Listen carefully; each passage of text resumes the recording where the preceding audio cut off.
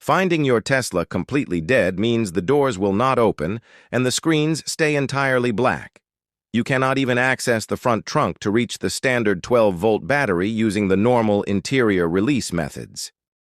The solution involves locating the small circular tow eye cover situated on the front bumper. Press firmly on the top right corner of this plastic cover until it pivots outward. Carefully pull the cover completely off the bumper. Behind this cover, you will discover two thin wires hidden inside the bumper cavity. One wire is colored red for positive, and the other is black for negative.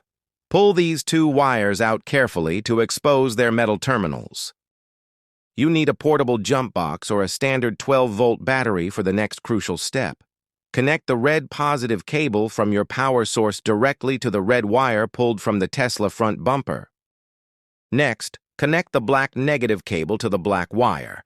The moment this electrical connection is successfully made, you will hear the front trunk latch instantly pop open. Disconnect the wires immediately and push them back inside. Lift the hood and remove the plastic maintenance panel near the windshield to reveal the actual 12-volt battery. You can now jump this battery normally to restore full power to the main systems and open the doors.